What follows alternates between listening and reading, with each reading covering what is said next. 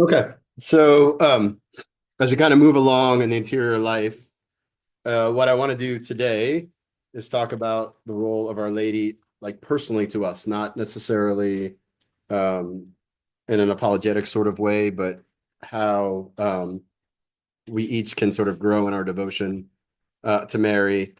First of all, sort of grasping how important it is, but also remembering it's sort of it's a virtue, right? And so a lot of times people don't necessarily recognize that it's like any relationship, there has to be growth there. And so they start, and maybe they start by consecrating themselves to Mary, and then are like, well, okay, what do I do now? Or they're like, well, it doesn't seem like it took, or, I don't feel any differently. Um, so, which is, sort of a common thing. So what I want to do today is sort of talk about that. And of course, like with all of this, right, we have to start by first understanding what all of that means. Like, okay, what is Mary offering to us? And then how do we then build that relationship with her? So we'll start like we normally do, sort of just building on the sort of the steps of theology, right? And what I want to do, which I think we did this already once when we just talked about Mary, when we were talking about the creed, I want us to be able to, um, some of us have an like sort of an intellectual obstacle when it comes to Mary. Like if we're perfectly honest, we're always sort of like in the back of our mind is this thing about she's taking something away from Jesus. Like I shouldn't pray the rosary in front of the Blessed Sacrament. I shouldn't. There's just these little things that kind of creep in. Um, and what would be good is for us to sort of, those are, intellectual objections. And so what would be good is for us to sort of talk about those first and then talk about how to build devotion. So does that describe anybody? Like, do any of you have reservations about Mary?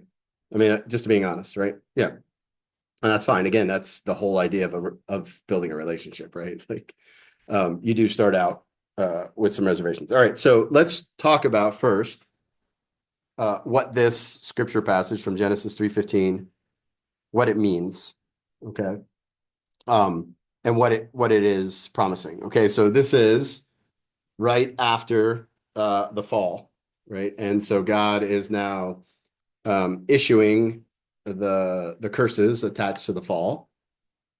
And one of the curses, he curses the serpent, and he says, I will put enmity between you and the woman, and between your seed and her seed. He shall bruise your head, and you shall bruise his heel. All right, so we've all sort of heard this, and we know kind of vaguely that it points to Mary, but how specifically does it point to Mary? Like, how do we know that that's talking about Mary, or do you know that it's talking about Mary? Who is God talking about there? When he says you, is what you're asking? Well, I mean, the you is Satan, right? Yeah. And what is this idea of him saying that God is gonna put enmity between you and the woman? Is he talking about Eve, or is he talking about somebody else? Mary. Yeah, I mean, ultimately he's talking about somebody else, right? But this is from the very beginning, right? Like there is no plan B for God. His plan of redemption involves not just the seed of the woman, which by the way, women don't have seeds, right? So you have already the idea of the virgin birth from the very beginning baked into God's promise. Um, so there is no plan B.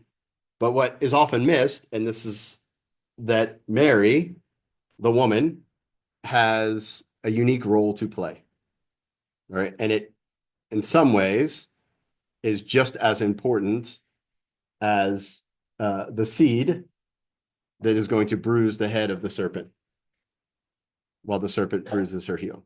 I mean, bruises his heel. Yes. What does obviously the her seed is referring to Jesus? What does your seed like to the devil? Yeah. So his offspring. So Just like it's like offsprings of generally the, yeah. like all of the Yep. devil's Yep. acts. Yeah. Yep. Yeah. And not just like the demons, but also like All evil. all people who will decide to be, the offspring of the devil. Wait, so when he said, is that also foreshadowing like the final judgment? It's like right now, obviously we're all sinners. Would we be considered his seed? because obviously we're not as perfect as Jesus, but Yeah, so no, okay. because you've been baptized, right? Mhm. Whose seed are you? Gotcha. Yeah, you are the Father's seed, right? Like, so no, it does not include you. Right? And please God, that stays that way, right? So the point is, right, is that, and we get a little uncomfortable with this. There is this role that the woman is going to play that is totally and completely unique throughout redemption history. All right. And she's going to be different from anybody else. And what we can do is sort of play the game where we look at Eve and we say, okay, what was like Eve as a type of Mary? What was the plan? Right? Like, and what are her powers? Right. And so, and you can look at different sort of aspects of it, right? Like Eve is the mother of all the living, right? Well, Mary, again, what does she become? The mother of all of those who live in a state of grace, right? So by default, right? Um, and so this idea then um, is not just that she's just bystander, but she has an active role, right? And her active role um, is that she's going to have this total enmity with the devil, right? The devil doesn't want anything to do with her. That's what enmity means, right? He has nothing. So again, now we see a little glimpse of the Immaculate Conception because the devil will never get a foothold on her ever, right? Um, okay, so we have this sort of prefigurement, um, and this prefigurement then appears in John's Gospel. All right, so and again, I think we've done this before, so we don't have to spend a lot. We can spend as much time on it as you want. So the beginning of John's Gospel is meant to be what?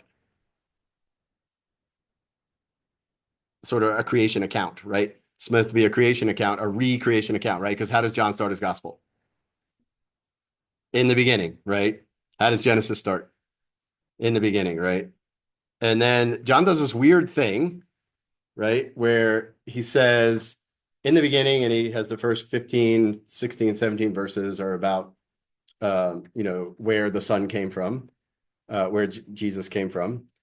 And then he says on the next day, and he tells the story of Jesus walking by John the Baptist, right? So he goes, okay, that's day two, right? And then he says on the next day, right? And he's talking about after the apostles had met Jesus, they came back to John the Baptist and told him, okay, day three, all right? And he does this really weird thing, and he starts the next section. He goes, and on the third day, right? There was a wedding, right?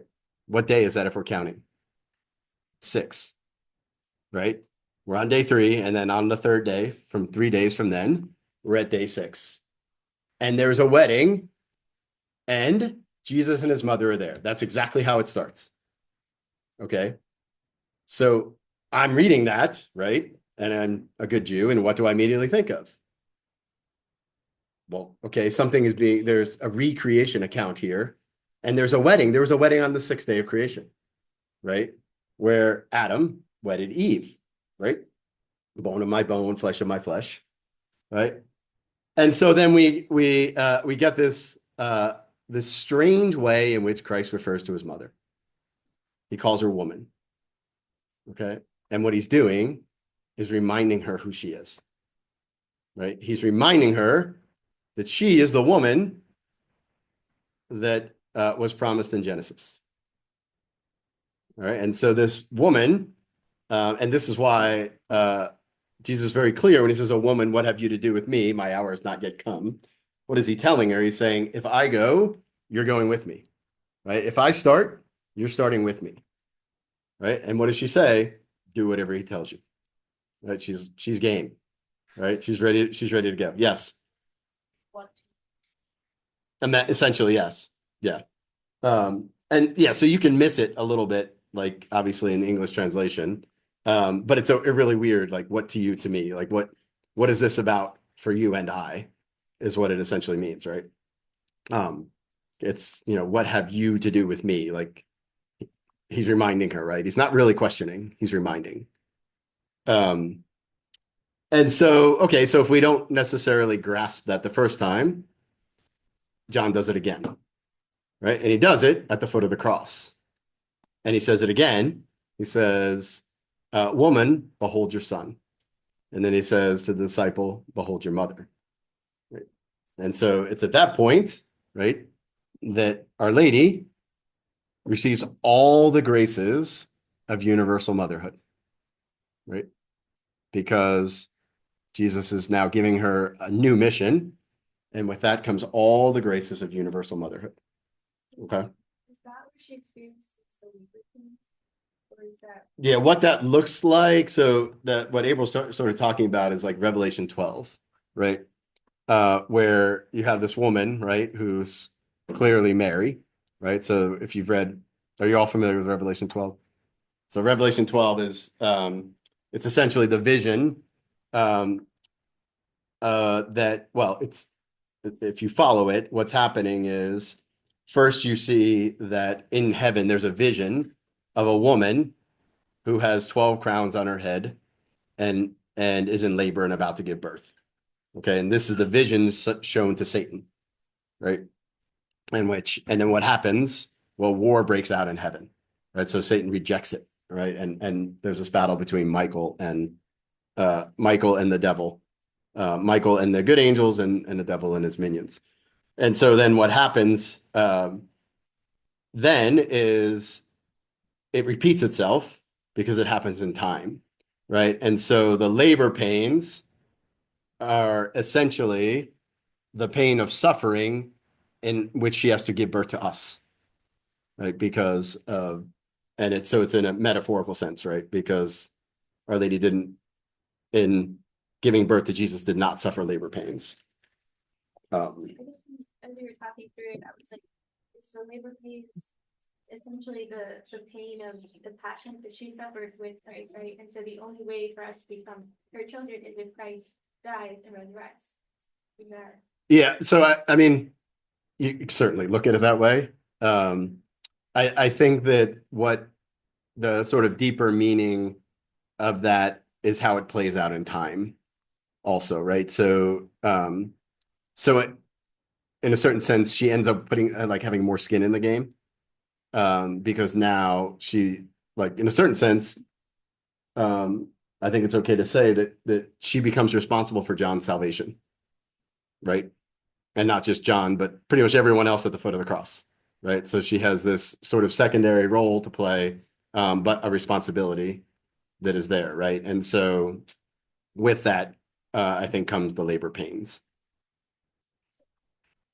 Thorns functioned as the crowning of birth, since it wasn't your average birth that replaced it. Like the crown of thorns was, But there was a whole thing. yeah, I mean, it could certain like there's no reason not to like to think. Oh, I mean, there's all these sort of metaphorical ways you could look at it, and there's just one way you can't look at it.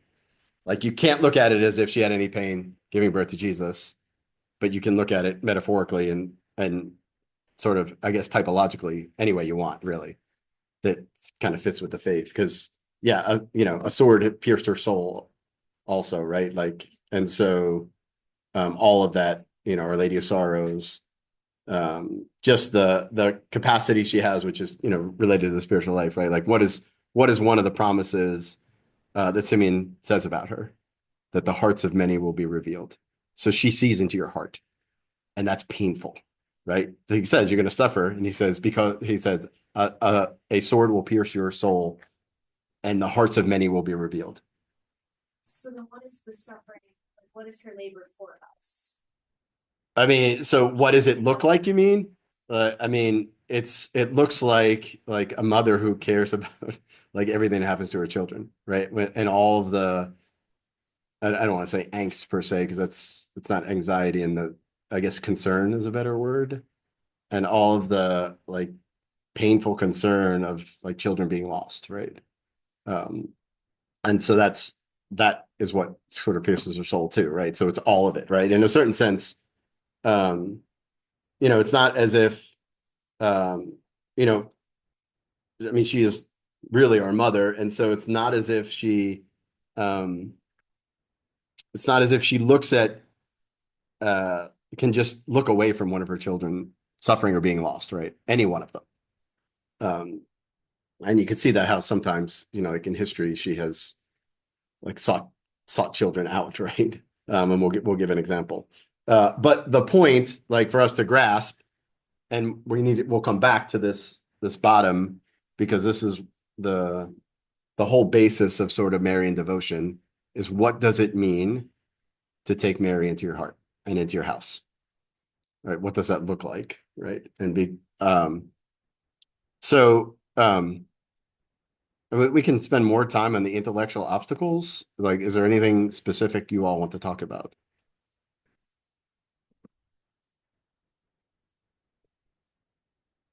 Okay. Go ahead. I know it's not dogma or anything, but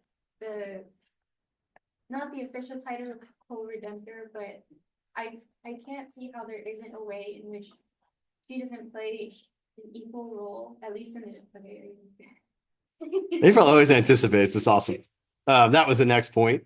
Like we can go ahead and ask your question, and then we'll kind of just make sure I answer it. I guess because people are like, she's not God, like she will never like fulfill that role of the filling the chasm between us and God because of sin. But I just feel like almost in God's, like it glorifies God more to use someone so humble and so little and so helpless, in the sense that she doesn't have power in and of herself, and then give her that power and then see what she's able to do with it. Like I feel like that littleness glorifies God more. I don't really think it takes away from God. It's like Jesus' redemptive act. Yeah, and so that a lot of that, right, is when the intellectual obstacles go away, like faith begins to like. So for you to say that makes perfect sense, right? Like makes perfect sense to me. Like who gave Mary all of her power?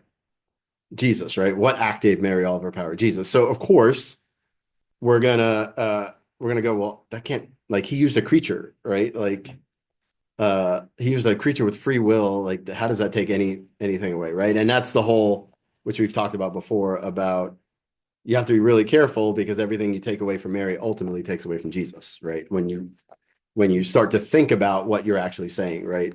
So some of it is so there's a controversy in the church now, just to sort of set this up, about whether Mary should be called the mediatrix of all graces. And so there's a sort of theological debate, and it really insults Protestants. And so the church is very hesitant to kind of push this forward. But there are enough sort of enough examples of, which is what I did here, enough examples in history that it seems like this has been something that has been believed from the very beginning of the church. So we can talk about what it means, and then we can talk about why it's important. So remember, when we talked about sacraments last year, we talked about priests, and Mary's not a priest, but we talked about priests as mediators, right? What is a mediator? Yeah, a middleman that does what? Takes things from below, gives them to above, gives them to God above, and brings back down gifts with it, right?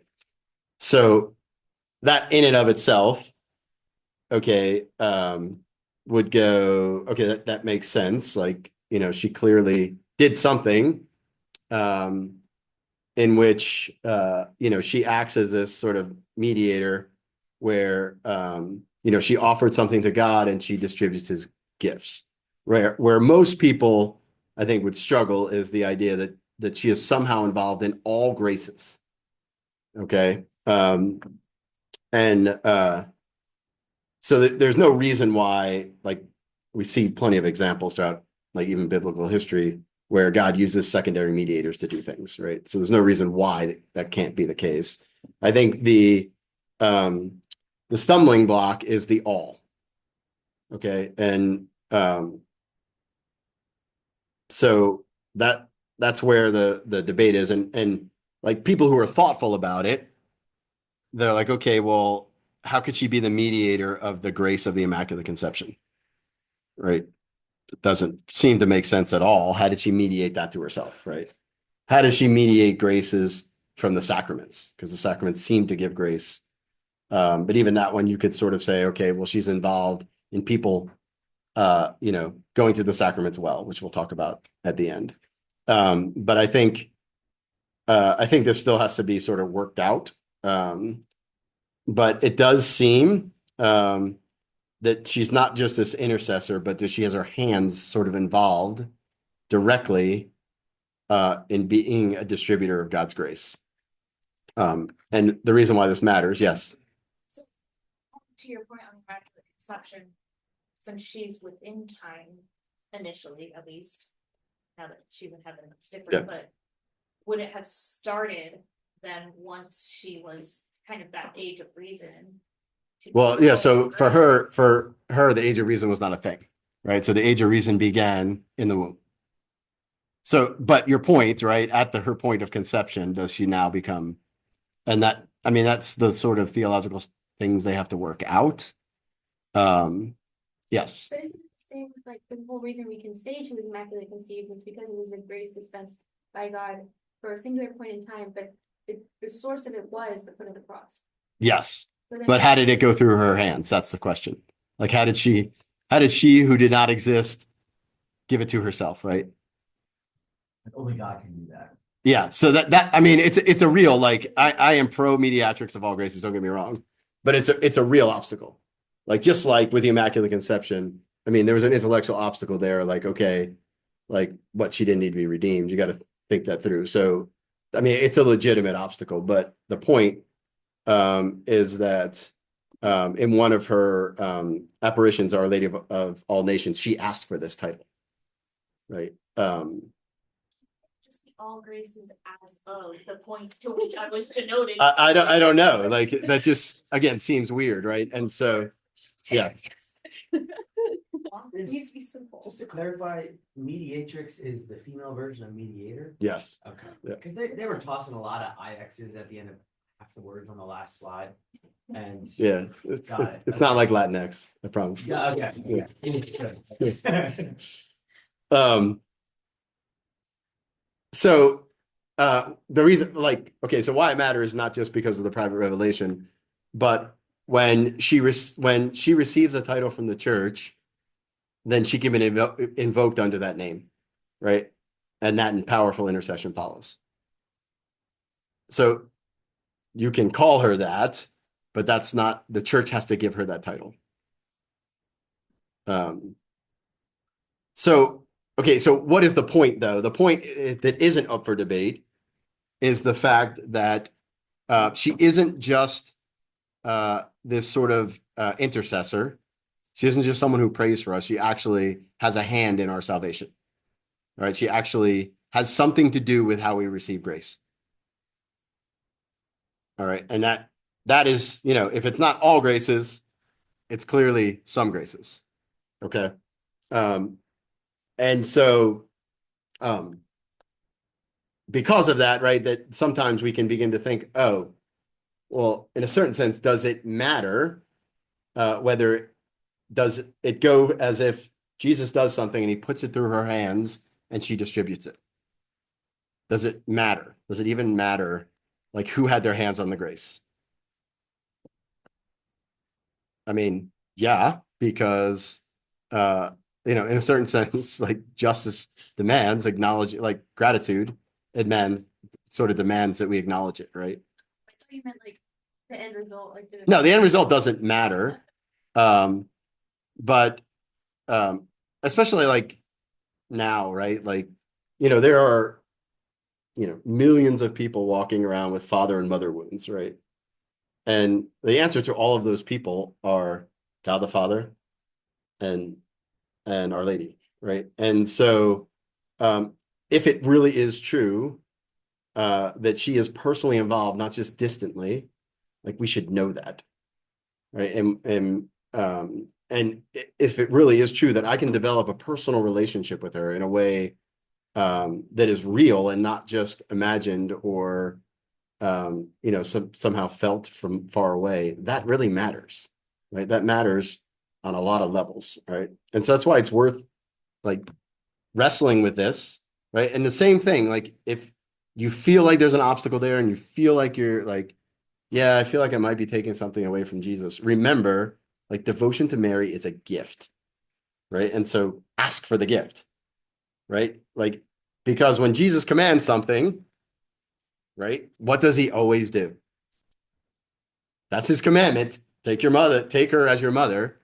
What does he always do when he commands something? He gives the grace, right? He gives the grace. He doesn't just command things willy-nilly and then go, hey, good luck with that. I know it sounds hard. It sounds hard to develop a relationship with a woman who lived 2,000 years ago. Good luck with that.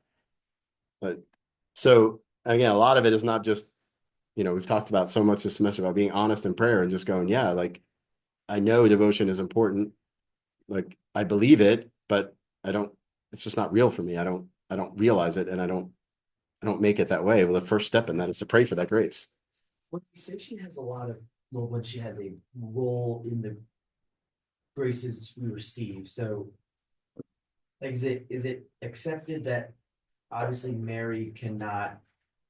I don't know how to say this, so God can bestow gifts on us, right?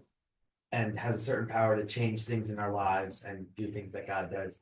Does he give Mary that power to, I don't know how to, because I know she can divinely intercede and. Yeah. So are you asking basically, does she have like a power of overruling in a certain sense? Yes, I mean, it would seem that that's exactly what happens at Cana, right? yeah, It would seem that her intercessory power, which is what you're sort of asking about, which is the next part, almost seems all powerful. so That she knows exactly what to ask for and how to ask for it, and always gets what she wants.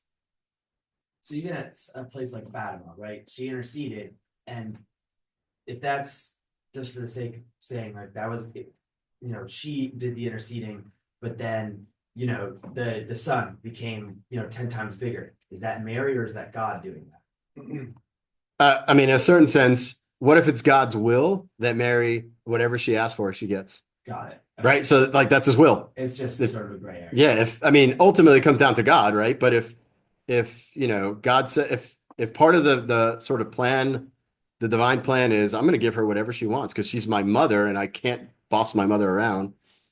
End of the laws of the universe. But he's also. Yeah. he's also- Yeah. Yeah. And, there's, if you've ever, there's, I think it's Venerable Mary Agreda. She has Mystical City of God. Any of you know about that? It's essentially she received in prayer these sort of visions. It wasn't that they weren't like they were intellectual visions of Mary's life. And she said that actually one of the effects of being unfallen is that all of nature uh, was beholden to her, the way that Adam and Eve were, right? So it's no big deal for her to tell the sun to move. If Joshua can do it, she can do it. Yeah, Right. if Moses can, do all the things he did, yeah. Yeah. I don't really get the controversy because I'm gonna be honest, I think I have never met a Protestant that have a personal relationship with who doesn't think we worship Mary. So then I don't really see what's the big deal in making her the mediatrix of all graces. Well, I mean, this is, It's already confused. yeah, I mean, Go for it. if I'm honest, right, like the church in the past like 30 years has perfected catering to people we will never convert. Yeah. Like I can name 3 or 4 different things that the church totally teaches and then they won't teach it out loud because they're afraid to insult somebody. And people that, I mean, evolution is a great example, right? Yeah. Like the church won't be clear about it.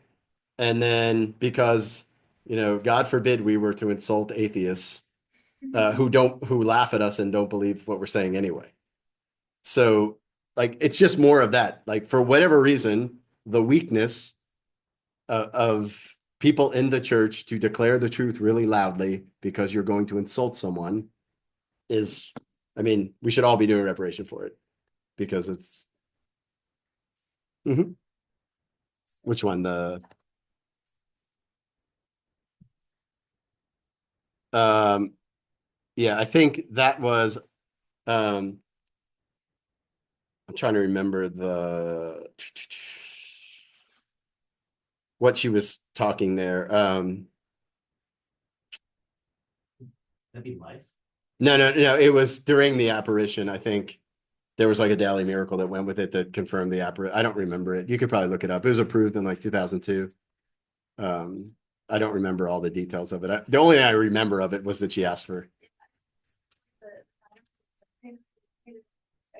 It's like something that we. No, I think it has to do with she asked for something and she's like, don't forget the confirmation for that it was me asking. Yes.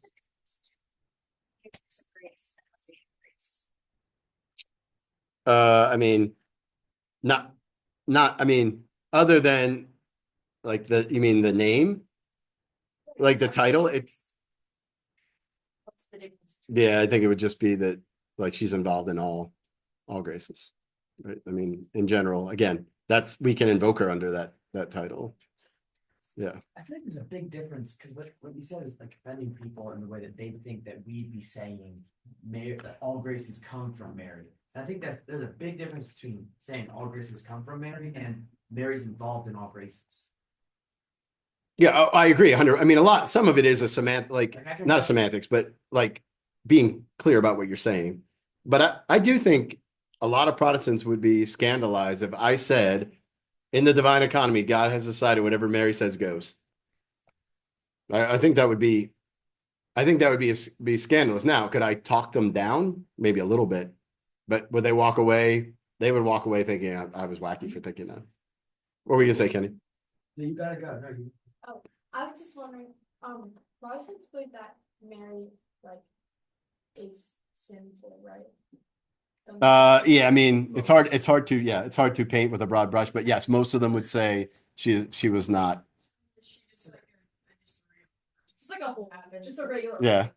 Yeah, just She's like good, but she wasn't. yeah, of course. See, that's the point, right? So if you like, we can talk about this. If you want to defend Our Lady, always talk to them about what they're taking away from Jesus. yeah. Because like for that one, so normally what I do, I think I've told you, I used to have I deliberately started a Bible study at my work with Protestants, like only Protestants. So I could just get it. Yeah, so I could get in arguments with them, right? But they would start arguing with each other because they were some of them were coming around, right? Yeah. Yeah. And so what works for that one, like you ask them, like, was Jesus's act of redemption the best possible act of redemption? And they're like, well, yeah, of course, God wouldn't do it any other way. Which is better? To redeem everybody after they fall into a pit, or to redeem some people before they fall in and some people after? And well, they're like, well, yeah, theoretically, the first one's better. I'm like, well, what if it actually happened? And then they're usually like, yeah, I can't argue that. Right. So in other words, You have to the find act of redemption, Jesus' act of redemption is less in the Protestant mind than it is in the Catholic mind. Right. Because you could ask, you know how people all the time ask, why didn't he just redeem Adam and Eve right away? Right. And you go, well, he just did it. Right. And the next question would be, well, could he? And they could go, well, yeah, I think so. And I would say, yeah, he could have, because he did. Yeah. Like he did that once in history. So I have an example exactly when he could do it, right? So your version takes away from God's power. My version actually expands it. And all the while you keep thinking Mary takes away from Jesus. She actually expands it, right? And so each one of the Marian dogmas you can do that with, right? You can defend it by showing how it actually makes what Jesus did greater and not less. You can also, when you said about, this is sort of my last little tangent, but when you said that how it's hard for people to get around the fact that, you know, whatever Mary says, what God pretty much saying whatever Mary asks for will happen. You can almost make that argument for whoever's in heaven, because like our wills are perfected in heaven. So I'm not going to be like lightning bolt all my generations and like kill all of them, because right, that's not a yeah. But the reason why Mary is unique though, right, is because, and this is the other piece, Jesus was obedient to her, right? And so like it's sort of like the idea, like it's close to infallibility in the sense of like, if he's going to be obedient to her, that means she can't make any mistakes. Right. And that's also the argument for why Joseph was unfallen too, right? Even though that's not a dogma of the church, is that if Jesus had to obey him, Well, he had to have the grace to never make a mistake, right? No, like John Paul II hints at Joseph being redeemed of original sin. So not at conception, but Yeah, like post-conception. yeah, post-conception before birth. So the principle comes down to like this is actually a good principle for us to grasp, and then I'll grab you, Peyton. So if God gives a grace, right, to one person, the person who is greater in heaven has that grace as well, right? And so any grace given to a saint, Mary has as well, right? And because Joseph is the second highest saint, every grace given to any saint was also given to Joseph, except the grace of the Immaculate Conception. In that way, Mary is higher than Joseph. And so John the Baptist was healed of original sin in the womb. So it's fitting Joseph was as well, right? I mean, John the Baptist was just a prophet, the last prophet. Joseph was he was the earthly representative of God the Father. How could he sin? Like God the Father chose him. How? I'm telling you, I just feel bad. There's hands raised. Go ahead. I have two things. First, kind of a summary of Protestant beliefs of Mary is that most Protestant Bibles, they replace hail full of grace with greetings highly favored one. So that dominates their beliefs. Oh, that's a good Mary. point too. I didn't Yeah, think about that. Like they completely changed the language, so that's why they struggle with her Immaculate Conception, because they don't have the biblical like proof of it full of If grace. they only go off the Bible because they're soulless for the Torah, then they're Yeah. like, well, But then also They do not. yeah, that means they just changed the Bible. Well, that's kind of Well, how it started. like it kind of means well they did change the Bible. Is how it started, but That's what they did. it also means that Jesus spoke King James English, Yeah. right? I mean that's ultimately what it comes down to, right? Yeah, Nathan, what were you gonna say? Even if it was the original translation, there is one other point in the Old Testament. One is said to be full of grace. I can't remember who it was, but that could also be a stumbling block. Yeah, I mean, there's a couple places where it'll say such and such was filled with the Holy Spirit. I don't recall that there was one. I mean, you might be right. I just don't recall it. But I mean, it really does come down to too, like we don't. That's evidence in favor of it, right? But we believe it because the church has taught it, not necessarily because Scripture says it. And then my other follow-up question was Saint Joseph being the second highest of the saints in heaven. Why then do we proclaim Saint John the Baptist first in the litany of the saints then? I mean, that's a great It's better question. than- I don't know. I don't necessarily know why. It does tend to be that Mary and Joseph are set apart in any of those. But I don't know why necessarily they picked. Okay. John the Baptist is the No. He says but the least in the kingdom of heaven. So I don't think that's a. But that's always been the argument in the traditional. Yeah. That has been the argument, but also that argument breaks down when you put Mary above John. the Yes. Baptist. Yeah. That's So why- there's already one ahead, Yeah, right? so that's why I don't take that as an absolute given. Like I understand that's the reason for Saint John the Baptist being ahead of Joseph in the traditional sense, but like that's not all encompassing if we're putting Mary, Mother of God, Yeah. before him. Yeah, and just remember, like dogmatically, like the church has not said that about Saint Joseph. Like that's Okay. sort of accepted, like traditionally, lowercase t traditionally. John Paul II kind of hints at it in his encyclical on the Guardian of the Redeemer, but it's not something declared either. So Okay. you would have the way you'd make the argument is by fitting this. Okay. Among these born is greater than John, yet the least in the kingdom of God is greater than John. Yeah. So that yeah. how is Joseph the least in the kingdom of God? Because he's second best. But he wouldn't have been in the kingdom. There's a of lot God at less this point. second, a lot more. Yeah. Yeah, I just don't think that's an argument one way or the other. I just think he's just like I think he's saying he's not saying I don't think he's saying like here put John the Baptist first in the lineage of saints. John the Baptist is always furious because he deliberately says it. But admittedly in the liturgy we set Joseph and Mary apart. They are definitely set. Well, Sounds no, different. but even before, like Mary and Joseph were set apart differently, right? And even just just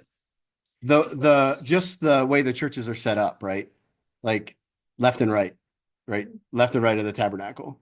So St. Joseph being not that I'm aware of. a lot of churches that used to have St. John the Baptist. Can't you look at the Sacred Heart? It's- The renovation. Didn't have. Yes. No, is it dogma that John the Baptist was ordained the virginal sin in the womb? I had heard that. I wasn't sure if it was. Yeah, I would say that's probably. I think that's probably formally. I was. This I one, I knew where it came St. from. I John just the didn't know Baptist if it was was named actually because dogma.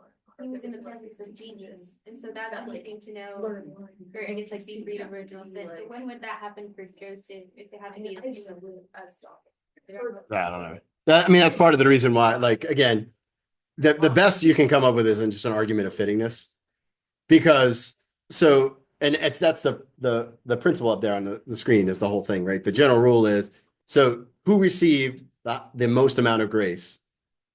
Mary, right? Because of her mission, right? And so the question would be that you're sort of getting at is okay, who received the second amount of grace? And I would say Joseph's mission was higher than John the Baptist. Because Joseph was the chosen representative of God the Father on earth. Which is interesting how they play, because St. John the Baptist is the one that's been prophetically proclaimed throughout scripture. And then like St. Joseph, yes, son of David, has all of like the lineage behind him. It's just interesting to see the two of them side by side because I feel like Yeah, but in a certain sense, Mary is not prophetically proclaimed either. I mean, other than Isaiah 7:12, which they didn't necessarily interpret it that way anyway. Joseph, son of Jacob, right? He, the verse that says like, he made him the Lord of his household. That's like very clearly like God making Jesus or Joseph the Lord of his, Mary, Joseph, Mary and Jesus. But St. Peter is the Lord of the church. He's not even on the chopping block for this. Like Yeah. Yeah, that's because we have a Celtic himself. Well, I mean, part of that, yeah. Yeah, it's very clear, yeah. Yeah.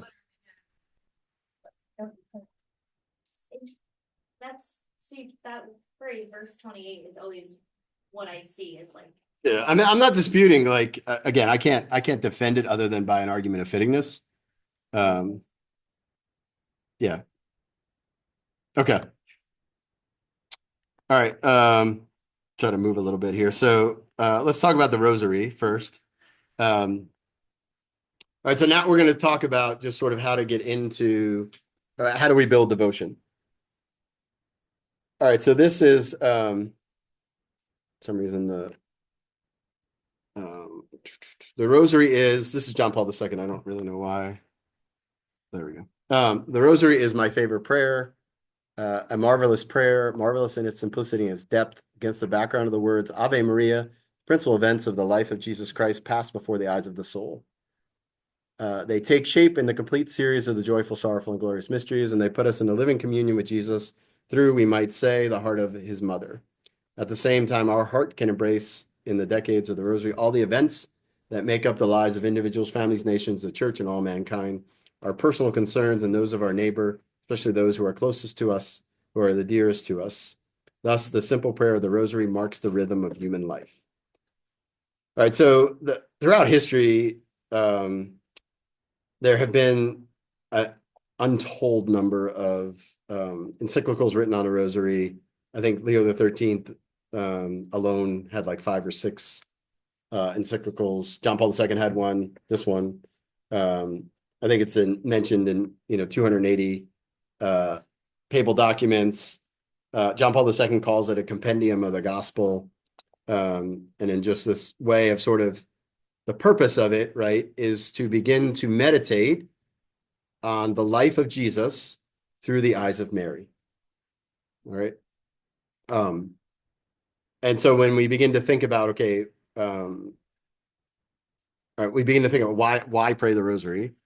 We'll start to sort of dig into this a little bit. With the rosary, the Christian people sits at the school of Mary and is led to contemplate the beauty on the face of Christ and to experience the depth of his love. Through the rosary, the faithful receive abundant grace as though from the very hands of the mother of the Redeemer. Um, okay, so let's just keep moving through this and then we'll I'll tie it all together. I want to put all of this in sort of one package. So historically, right? So the rosary sort of developed over time. Sort of middle ages, monks, the educated ones were able to recite the entire Psalter, all 150 Psalms. The uneducated ones would just do 150 Our Fathers. And then a tradition, sort of the poor man's Psalter. Tradition would be then they started having beads so they could keep track of them. And then over time, in order to honor Mary, they started doing 150 Hail Marys as well. All right, so that's the sort of first 1,000 years of the church. Okay, then Saint Dominic comes along in the 13th century, and he has this vision. All right, and so Our Lady tells him this: "Wonder not that you have obtained so little fruit by your labors. You have spent them on barren soil, not yet watered with the dew of divine grace. When God willed to renew the face of the earth, he began by sending down on it fertilizing rain of the angelic salutation. Therefore, preach my Psalter, composed of 150 angelic salutations and 15 Our Fathers, and you will obtain an abundant harvest." Okay, so what is she saying here? All right, what she's saying is, so St. Dominic was, at the time, was dealing with a heresy called the Albigensian heresy.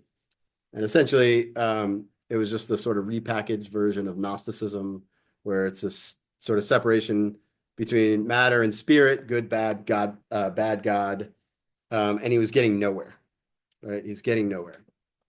And so Mary appears to him and tells him to preach her Psalter, right?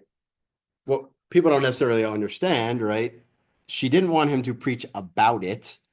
She actually wanted him to use it to preach. So he would literally go into towns, get in the middle of the town, and pray the rosary. Okay. I might give a little reflection on the mystery. But what he did, right, is so he took that sort of Marian Psalter and he added not just the meditations, but this apostolic dimension to it. All right. So, and this is where the rosary becomes really important. And it's sort of as a weapon. We don't necessarily, I mean, deliberately calling it a weapon, we don't necessarily grasp like how powerful a weapon it is. All right. So first of all, it absolutely hammered the Albigensian heresy. Gone. Like it lasted, I don't know, maybe 3 or 4 or 5 years after St. Dominic started doing this. What happens, right, is, well, the first thing, right? Why do we call them mysteries, by the way? Why are they called mysteries? Anyone know? Come to comprehend on it, constantly. Learning more and more about it, but it's still never something that we fully grasp. All right, so why can't we though? Like, you all could more or less comprehend, well, maybe not with me in here, but more or less comprehend us, what happens here today, right? Like, you might miss something. Like, why don't you come back and rehash this session of life and rehash it again and again and again? Like, why is this not a mystery, but the rosary, the things we remember in the rosary are? And what do you mean though? Like, in what way? So it comes to basically summarize the main points of Jesus's life, in which Summary sort of, but there's nothing mysterious about that, right? Like, okay, he suffered under Pontius Pilate. Like, Pontius Pilate was a creep and he kind of screwed up, and he should have just, truth was standing in front of him. Why was he asking about truth? I mean, I can sit there and kind of think about it a little bit. it's the same reason we say like the mystery of our faith, Mass, and we proclaim your death, O Lord, and confess your resurrection. Oh, okay. Why is that a mystery? Like, why is his death like he was hung on a tree, died, and they threw him in a tomb? That means great. He rose from the dead. That happened too. But yes, I'm going to say because of like we're meditating on parts of the gospel, whereas like today you're talking to us here and now, like when you were talking about sacred scripture and how God talks Yes, to us thank through you. scripture, that the gospel wasn't meant to be told to us at one moment, but it's meant to be told to us every time we meditate on it. So like Yeah, because why? Because those events touch all times and places, yeah, right? Including right here, right now, right? So that's why I spent so much time on that. That's what JP2 just said in the last slide. More or less, yes. That's that's why I spent so much time the last time we were talking about praying with scripture, understanding like the events of Jesus's life are not solitary events, right? They are events because he is God that touch every time and place. Right. And, again, when he is, conceived in the womb of Mary, and I meditate, when he was conceived in the womb of Mary, he saw every time I was going to meditate. Right. And he attached a very specific grace for me there. Right. But with the rosary, and this is why we need to grasp the apostolic dimension of the rosary, he's also attached apostolic graces to those events too, right? So that he sees when I'm going to meditate, when I'm going to offer a rosary for my next door neighbor who is not Christian, he saw that too, right? And it's going to it has an apostolic dimension to it, right? Because everything he did had an apostolic dimension to it. Yes.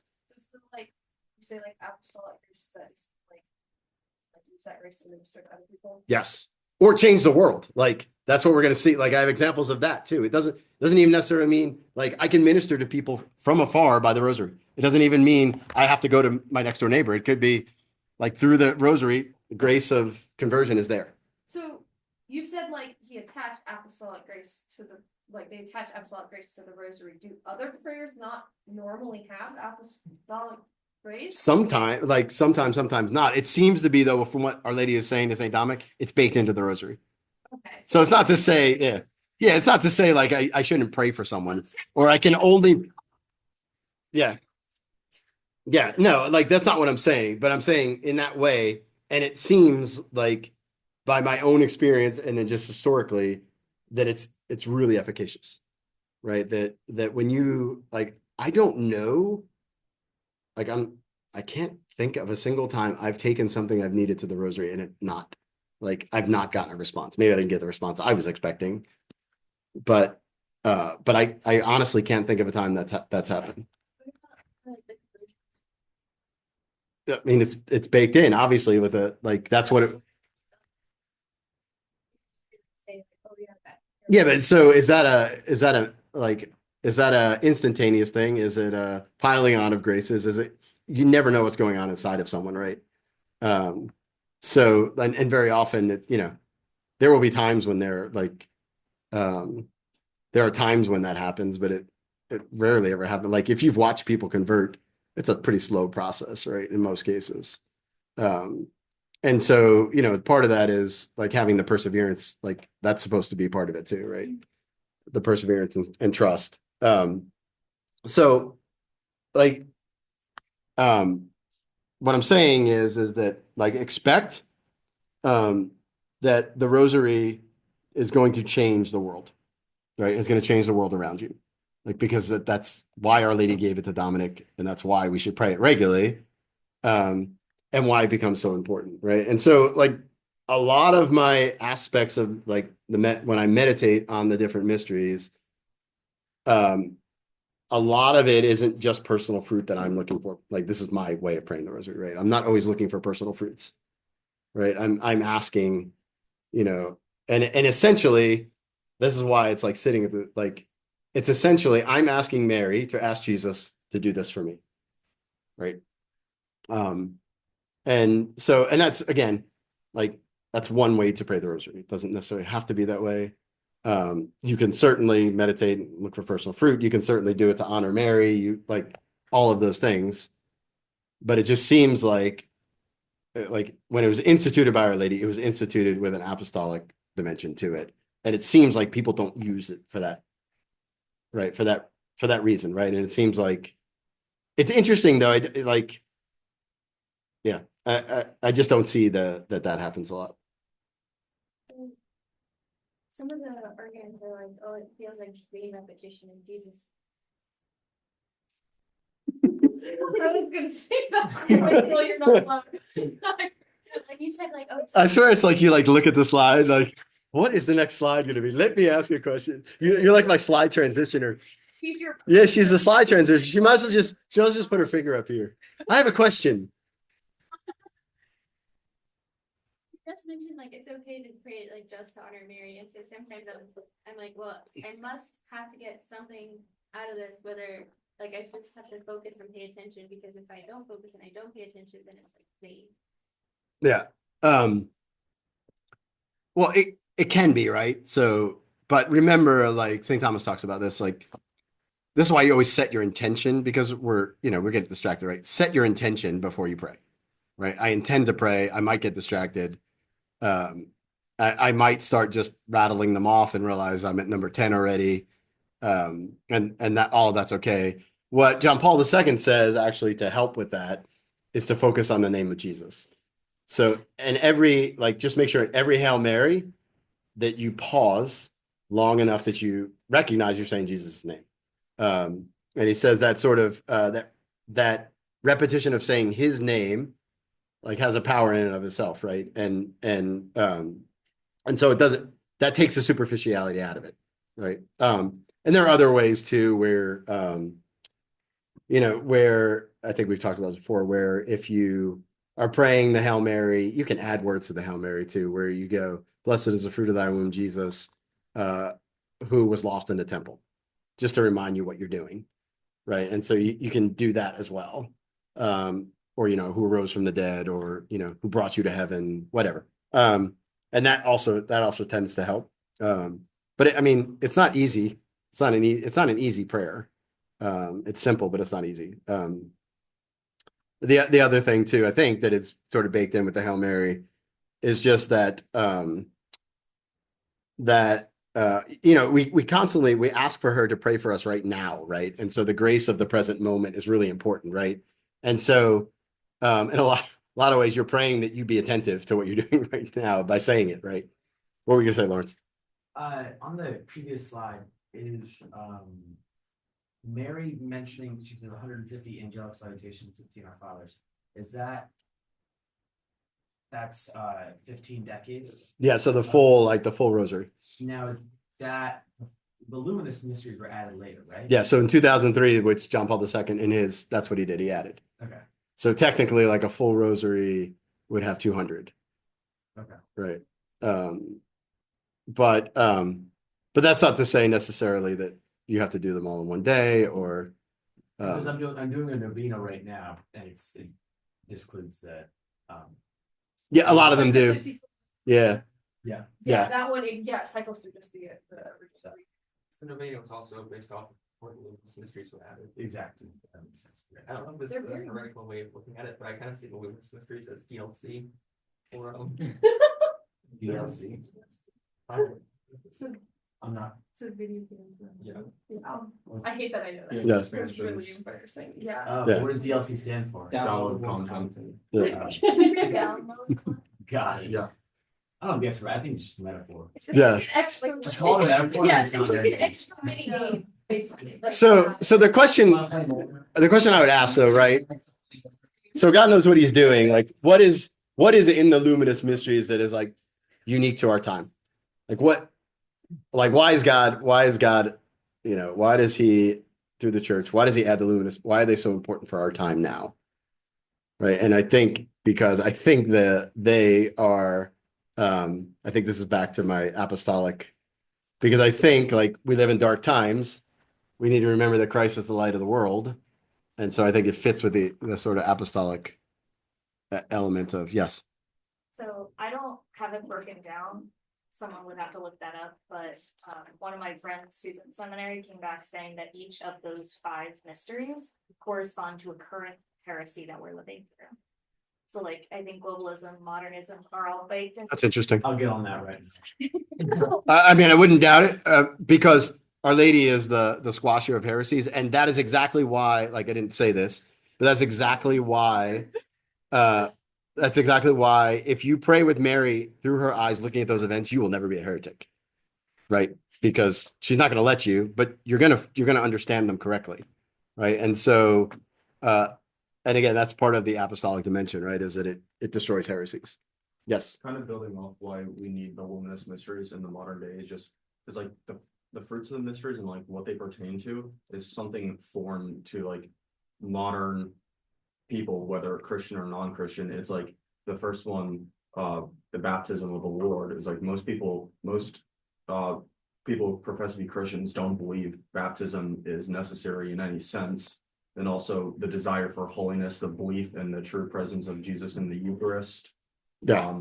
Mary as intercessor and Yeah. No, that's totally true. Totally and then true. also with the proclamation of the kingdom, even most people who say they're Christians don't like it when Christians are trying to evangelize in public.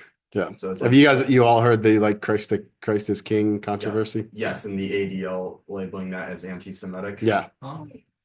Yeah. So the latest thing is you can't say Christ is King because because white nationalists have adopted it, and so therefore true Christians are not allowed to say it.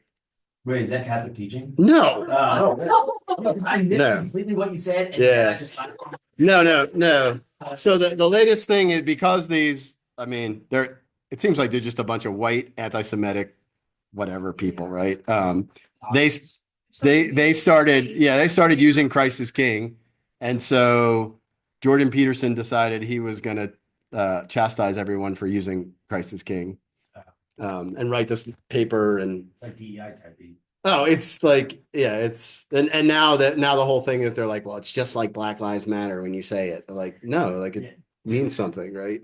So anyway, so yeah, even yeah. Usually when I'm talking about someone I like, that's my I like voice. Yeah. So yeah, so Christ's kingship is now off limits, apparently. And not really, Lawrence. Make sure you pay attention. No. You can actually say it. Yes. Yeah. Don't check out at that point. Check back in. Yes. I like that. How many of you know like I don't necessarily spend a lot of time on this, although they're pretty cool, like the sort of miracles attached to the rosary. We could talk about it. So care about all of them. okay, so the battle of so the Battle of Lepanto is so Pope Saint Pius V in 1571. He essentially, so there's this battle between the Christians and the Muslims, and essentially this is the Muslims coming into Italy. All right, so they're about to come into Italy. The Christians are greatly outnumbered, but so the Pope asks all Christians to pray the Rosary, and so the battle begins, and the winds miraculously shift, so that all the cannon fire from the Muslims blows back onto their ships, and they can't see, and the Christians essentially end up routing them. Really, just a cool story. So that is October 7th is the Feast of Our Lady of the Rosary for that reason. Yeah, Our Lady of Victory, Our Lady of the Rosary, same thing. So yeah, so not to like load down, but yeah, I mean there are other reasons why the Christians won. Like the Christians, they didn't chain the people rowing their boats the way the Muslims did. So if Muslims got on a ship, Christians had plenty of people to fight. If you got on a Muslim ship, they didn't have any people to fight because they had chained the slaves to the boat. Just different things like that. The one in Hiroshima and Nagasaki, I'm assuming those are about the bombings. Yes. Yeah. So there was a Jesuit house in Hiroshima that were living the message of Fatima. So they were praying the rosary when the bomb dropped and everything around them was destroyed. The Jesuit house remained the same. Why don't I hear about this in history? Nagasaki is actually it's a better story. So the name of the church, it was a Franciscan church. I think the name of the church was Our Lady of Fatima. but so there was this Polish priest who was trying to sort of expand into Japan. He had a multimedia type company, and he was trying to begin to print things in Japan. The priest's name was Maximilian Kolbe. He went into Nagasaki, and he's looking at land in which to build the monastery and the printing area. And he goes and picks this crappy land on the backside of a hill. And he says, Our Lady wanted me to build it here. Right. And the hill took the brunt of the blast. Church, again, everything around it destroyed. Church remains intact. So again, the people were hiding in the church too, by the way, praying the rosary while it's going. Yeah. Yeah. No radiation point. Yeah. Yep. The Philippines, like one of my favorite stories. So there was a dictator, and the people began to basically push back. So the dictator was Ferdinand Marcos. And so he had the people were in the streets pushing back, and tanks, and he told them to fire on the people.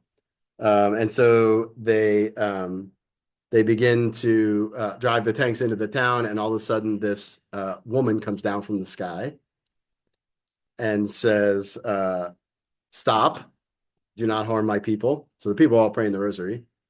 And the soldiers got out of the tanks, put down their guns, walked away. This is the third one? Yeah, this is in the This Philippines. is why all Yeah. Filipino people are pretty much Catholic? Yes. Okay. Yeah. That completely adds up. Yep. That's pretty. Yeah. Yep. And then obviously after that happened, the dictator was toppled. So that one's recent. You can read a lot about it. And then Blessed Bartolo Longo was just an avid Satanist. He essentially got to this point where he was despairing, he was going to kill himself. And then he hears the voice of this priest that he knew telling him to pray the rosary. So he goes, what the heck, I'll just pray the rosary. And he has this like instantaneous conversion experience. And for the rest of his life, as the Blessed Bartolo, blessed title is, he propagated the rosary throughout all of Italy. Can I? Yeah. I've got it. It's Yeah. tying it all together. Okay, so there's this article, JesseRomero.com. Is that a thing? Okay. Yeah. Well, obviously it's the thing you found it. Yes, okay. So it says technically Saint John Paul II made the luminous mysteries optional. However, you should know that Saint Louis de Montfort actually talked about additional mysteries 3 centuries ago. He specifically named 4 of the current 5 luminous mysteries. I also include the luminous mysteries when I for 54-day rosary. I'm sure Saint Dominic and Blessed Bartolo Longo, who is responsible for spreading the 54-day rosary novena, and Our Lady herself want luminous mysteries to be prayed. This is to your point. They are to not heresy, but they are to combat the errors of time. So what's the first luminous mystery? Baptism, and it's to combat baptism, the lack of baptism. Second mystery, Yeah. is to combat that. Wedding piece of cake. Wedding piece of Cana is to combat same-sex marriage. Third Proclamation of the kingdom, is the lack of repentance. Fourth, transfiguration, religious pluralism. And fifth, That's obvious. lack of belief in real heavens. So it's meant to combat those 5 errors of our time. So So add that to your intention every time you pray the luminous mysteries. I'll send that link to them. Okay. Yeah, thank you. Are any other questions about the rosary? So the only other thing I would say is that John Paul II basically asked people, why wouldn't you try it? My favorite, he's like, he goes on this long thing about how good it is, and he goes, why not try it? So like include it in your spirituality, and it certainly should sort of sit at the heart of like family-centered prayer.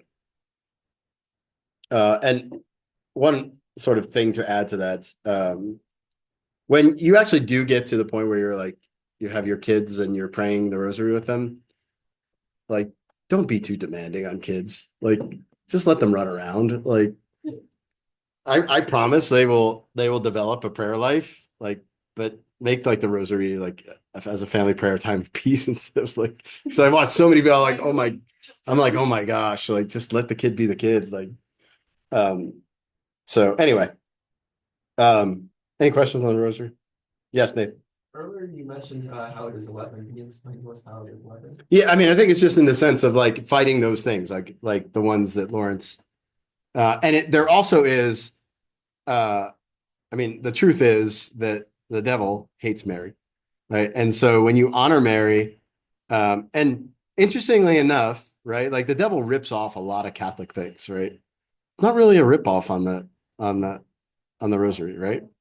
They have like prayer beads. No, so that there are people who try to sell curse. I get all that. I just mean like a ripoff on the act of the rosary. Yes. Right.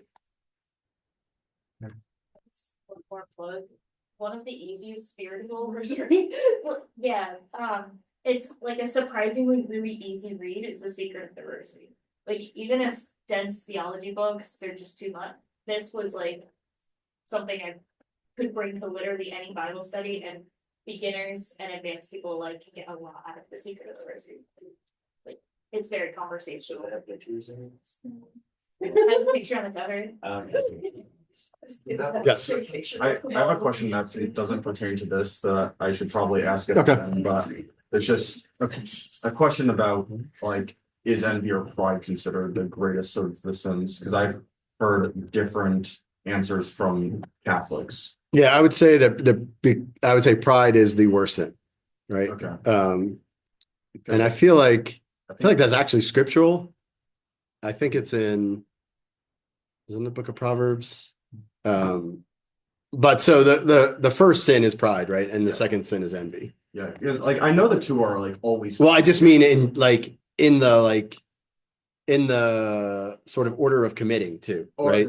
Yeah, Yeah. because I know the two like are always hand in hand. I've never seen them not, but it's just I remember a few weeks ago I saw a passage of the Summa Theologiae where Saint Thomas was making his argument why envy was the greatest of the seven sins, Mhm. and I was just curious what your response would be because like I always assumed it was pride as well. Yeah, I'd have to see. I don't remember that part of it. I'd have to look at it. Yeah, because in my mind, because pride is the directly putting yourself in the place of God, right? Which is worse than sort of willing evil to another person, right? Yeah. So I'd have to see what the argument is. Maybe I just don't know it. Okay. Was the one thing that delineated a demon with Satan. Because it was their pride that cast them down. And well, that again is scriptural. It says because it says through pride, the angels fell, and through envy they went after mankind. Okay, that makes a lot of sense. Thank you. Okay. All right. So remember, we're talking about sort of the expansion of devotion to Mary. So the next thing I want to talk about is the brown scapular. How many of you are familiar with the brown scapular? How many of you are enrolled in the brown scapular? Okay. All right, so let's just talk about the brown scapular first. Or let's just talk about sacramentals in general. Okay, first. Okay, so someone tell me what a sacramental is.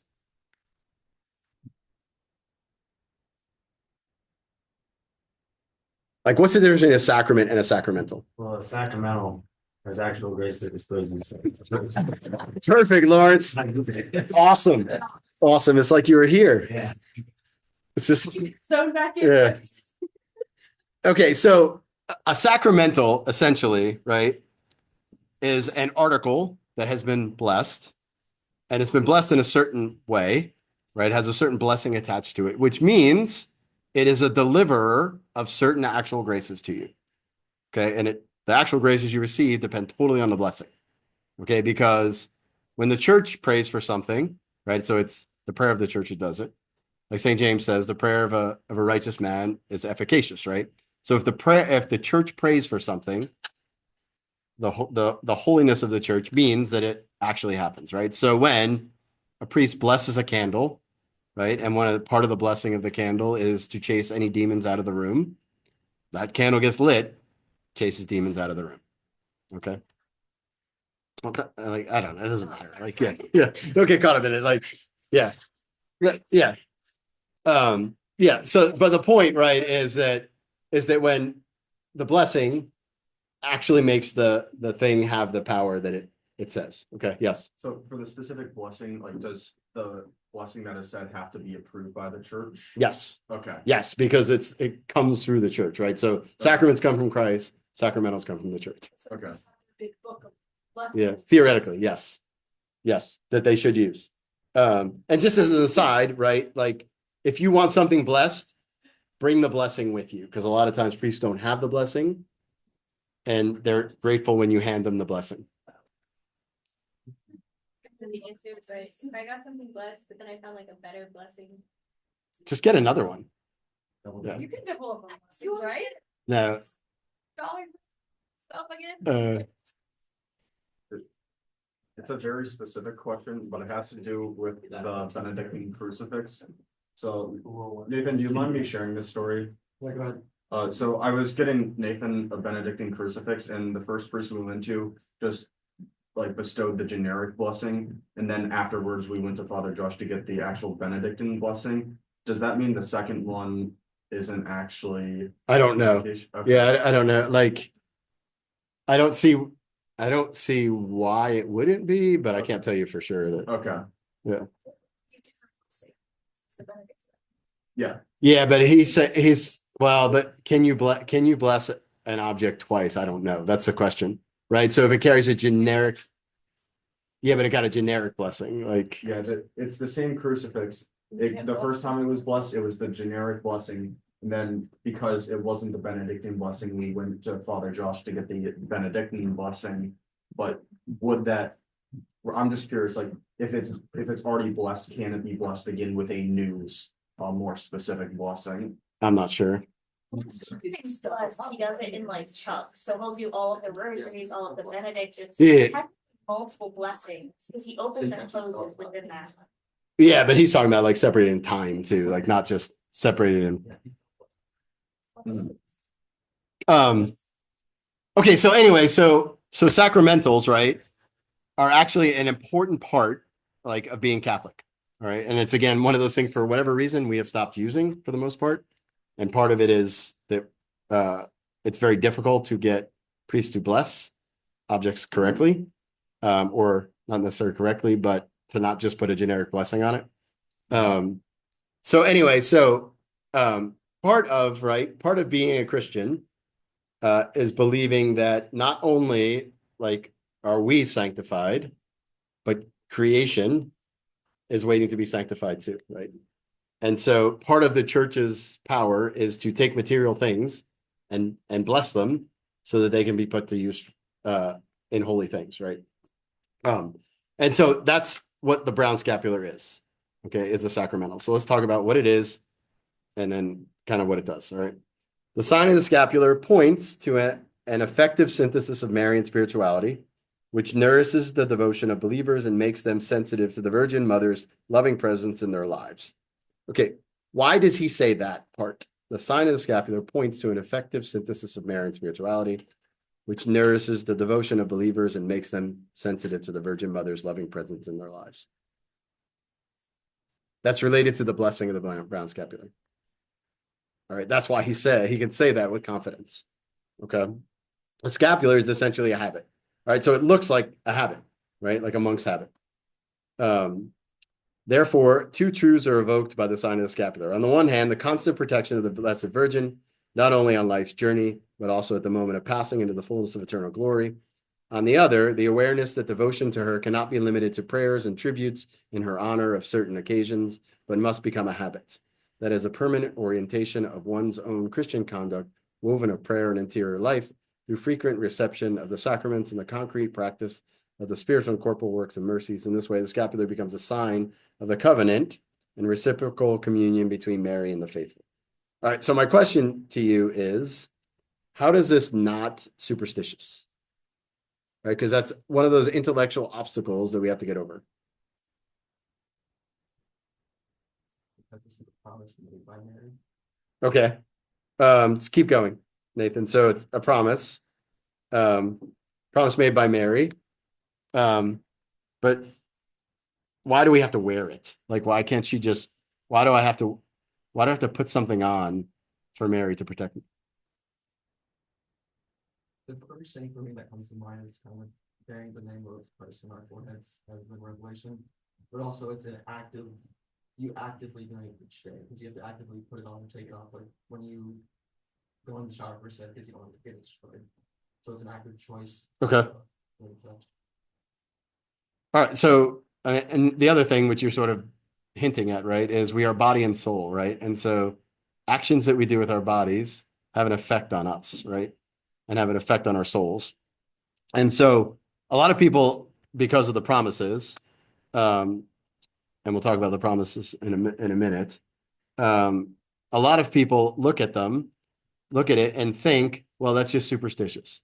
That if you wear it and you die, you won't go to hell. Right? Like that sounds kind of superstitious until you realize that when it's blessed, it actually gives you all the actual graces you need so that when you die, you won't go to hell. Right? So it's not the scapular that does it. It's the graces that come from wearing the scapular and keeping up your conditions.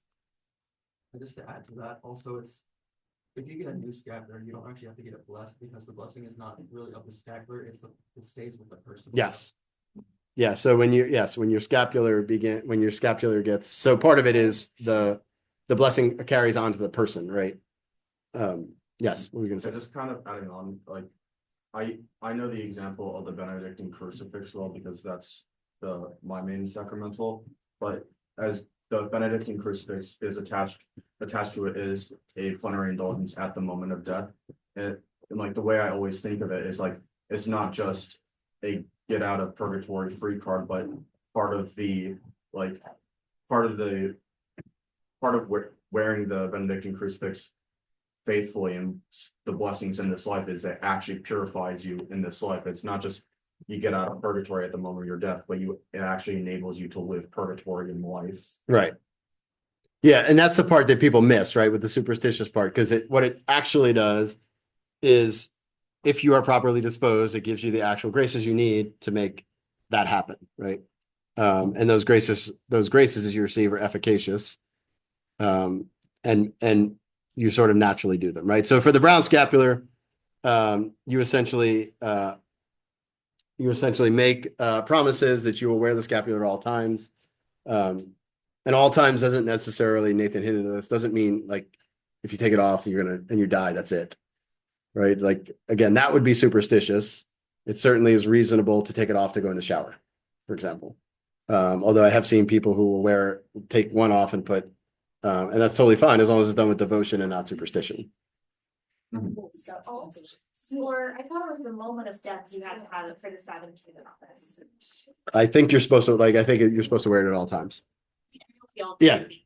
Yeah, but I don't know necessarily like what are the conditions for the Sabbatine promise? You are supposed to be wearing it at the moment of death.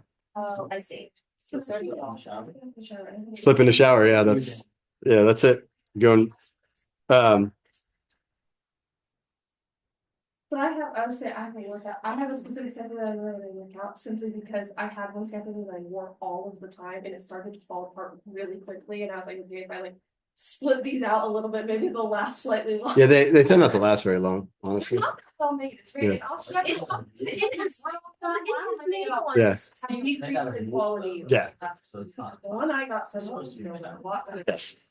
Actually. Well, and because that's what a habit is made out of. I think it is. I'm pretty sure. Silk. Can I get a silk? Yeah. All right. So, all right. Last thing I'll talk about is first 5 Saturday devotion. So, how many of you know about the first Saturday devotion? Okay. So when Our Lady appeared to Fatima, she asked for two things. The first thing she asked was, she asked the children to take the secrets and give them to the Pope, right? The second thing that she asked was that reparation be made. Okay. But wasn't ever clear on what that actually looked like, right? And um, so she appeared later to Sister Lucia and told her exactly what she wanted. And what she wanted was what was called the first 5 Saturday devotion. All right. And so she wanted people to do these 4 things: to confess and receive Holy Communion with the intention of making reparation to the Immaculate Heart, to recite the Rosary, to spend 15 minutes meditating on one of the mysteries of the Rosary, and then, as I said, all of that with the intention of making reparation. Right. So remember, like, the promise of Fatima is what? The reign of the Immaculate Heart. Right. And one of the obstacles to the reign of the Immaculate Heart is essentially there's 5 kinds of offenses against Our Lady. Okay. There's blasphemies against her Immaculate Conception, against her perpetual virginity, against her divine and maternity, dishonoring her, and not teaching children about her. Right. So those 5 things, right? And each Saturday is meant to repair one of those things, right? So Jesus, so Sister Lucia didn't really want to do this. All right.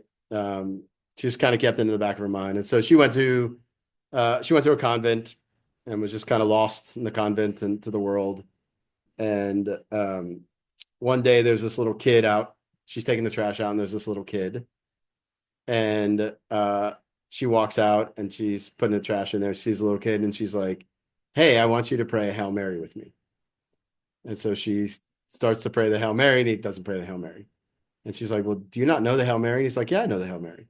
And she's like, "Well, will you pray it?" And he's like, "No, I won't pray it." And so she goes, "You need to go tell the priest that you won't pray a Hail Mary." And so she goes back inside, right? And she goes out the next day to take the trash out. The kid's there again. And the kid, she asked the kid, she goes, "Did you do what I tell you?" And go to the priest and tell him you won't say a Hail Mary. And he looks at her and says, "Did you do what my mother told you?" And start the first 5 Saturday devotion. Oh, thanks. So our Lord appeared to her as a little child to remind her that this was important, right? And so part of the whole like thing with Fatima, right, is people like, "Oh, like, did the Pope, like, did he consecrate Russia or not? Why didn't anything happen?" Because there's 2 things we have to do, right? We have no control over whether the Pope consecrated the world or Russia to the Immaculate Heart correctly or not. We have control over this, right? And so what this does is, by making reparation, is clears the way for the reign of the Immaculate Heart, right? Because every time you hear a Protestant say something against the Immaculate Conception, that wounds Our Lady's heart, right? That one of her children rejects her. And so what we can do to make that better is make reparation to it, right? And the primary way to do that is this, right? This is a simple thing, right? Simple thing. Like 5 Saturdays in a row. 5 first Saturdays in a row. All right. And you go to confession, take communion, pray the Rosary, then spend 15 minutes meditating on one of the mysteries as an aside, and pick one of the offenses against her Immaculate Heart and make reparation for it. And what happens, it isn't just you're making it better for Mary, you're actually paving the way for the conversion of those people that are blaspheming, right? Because now God looks upon them with mercy and not justice, right? And so that's why, personally, like, I think Fatima has not, like, the promises of Fatima haven't come true because it's actually the lay people that were the problem and not the Pope not consecrating, like, Russia properly. Yes. So. I've been asked, what about if the first Friday and first Saturday